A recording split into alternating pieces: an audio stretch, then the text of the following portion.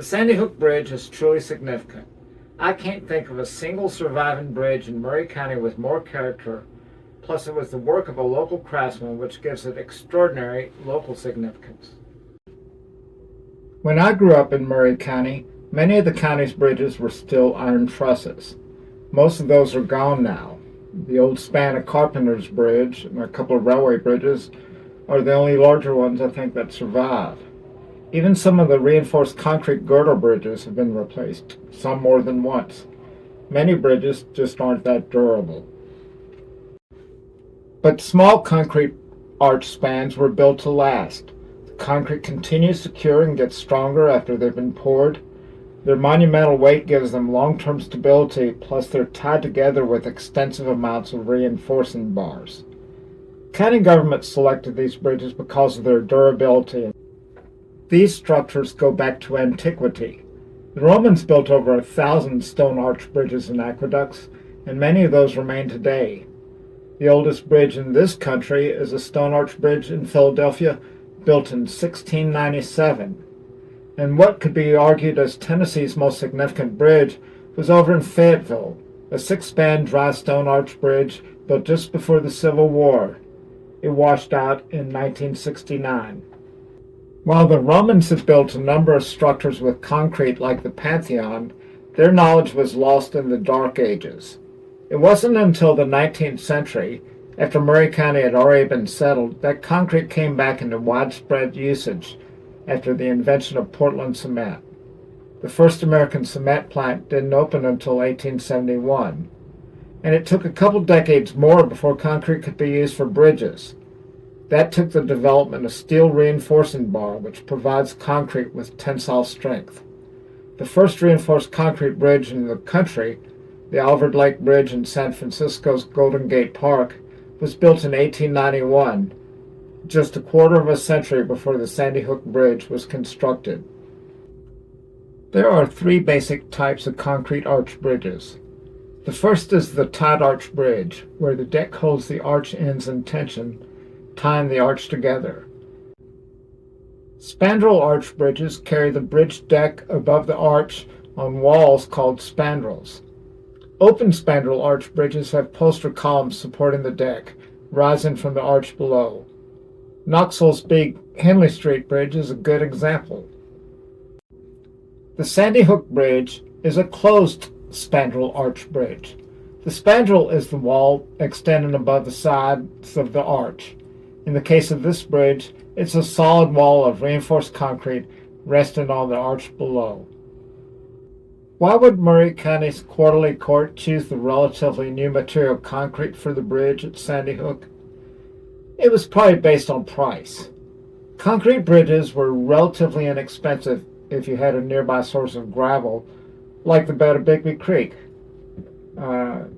Concrete bridges used lighter rebar instead of heavy steel I-beams, some Portland cement, and some timber to make the forms. The court took bids and awarded the contract in April 1916 for $1,869. That's less than $51,000 in today's currency. Quite a bargain for a bridge, if you ask me. The bid was submitted by a Murray County contractor, W.B. King, who had worked briefly for the Luton Bridge Company in East Tennessee. That company built a lot of bridges in the southeast during his time with them in 1913 and 1914.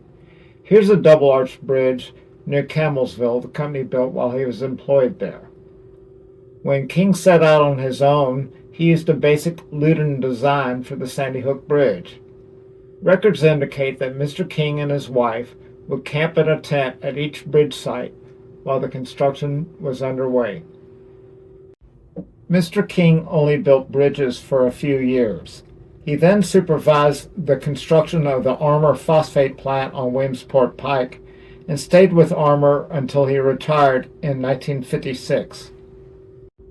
The Sandy Hook Bridge represents an early use of reinforced concrete, coming only 25 years after the country's first concrete bridge was constructed.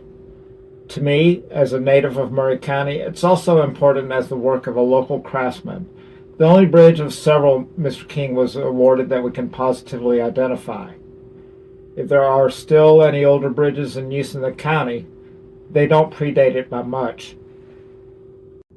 The Tennessee Department of Transportation, in Martha Carver's 2008 statewide inventory of historic bridges, determined the Sandy Hook Bridge was eligible for listing in the National Register of Historic Places under Criterion C, as it represented an early closed spandrel concrete arch bridge by a local contractor.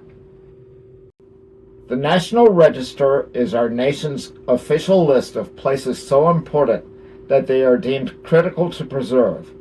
Sites do not need to be of national significance like the Polcombe or Rattle and Snap to be listed. They can be of purely local significance if they are truly important to a small community. A good example is the Breckenridge Hatter Shop, the small log house next to the post office in Mount Pleasant. And yes, the National Register includes historic structures like the Riverside Dam in Columbia. The bridge does have some engineering significance. It doesn't have the most arches of any Tennessee bridge. Knoxville's Henley Street Bridge has 6 open spandrel arches. The washed-out Fayetteville Stone Arch Bridge also had 6 arches.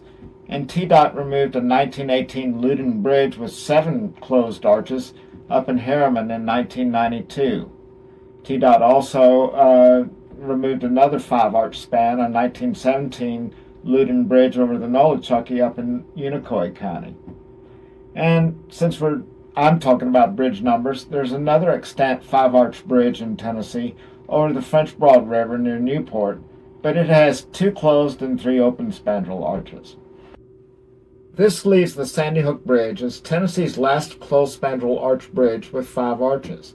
But it is more significant as the work of a Murray County contractor who copied the latest, for that time, in bridge design and used it to build the Sandy Hook Bridge.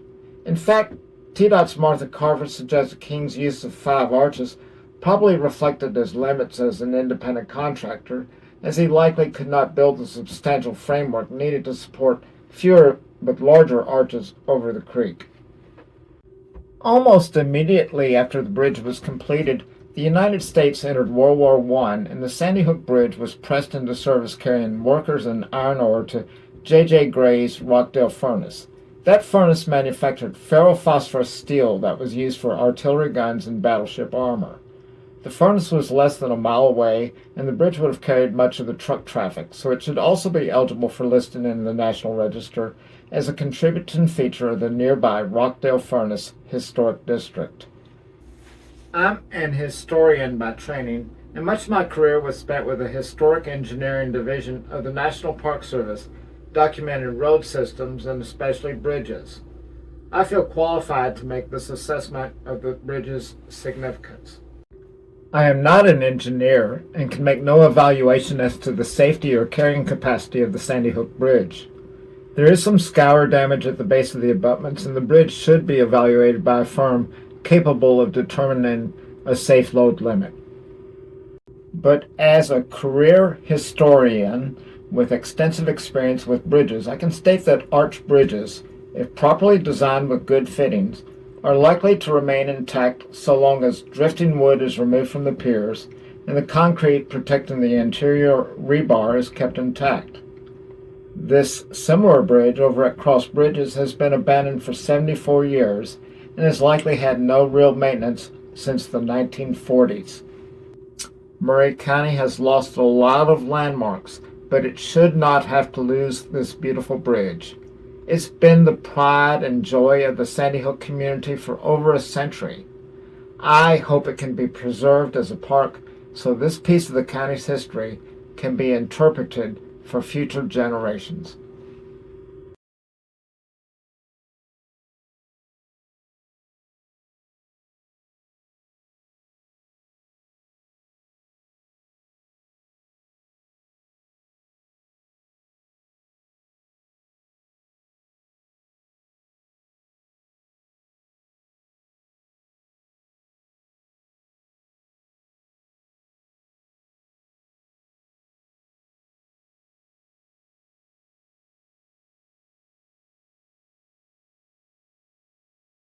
But as a career historian with extensive experience with bridges, I can state that arch bridges, if properly designed with good fittings, are likely to remain intact so long as drifting wood is removed from the piers and the concrete protecting the interior rebar is kept intact. This similar bridge over at Cross Bridges has been abandoned for 74 years and has likely had no real maintenance since the 1940s.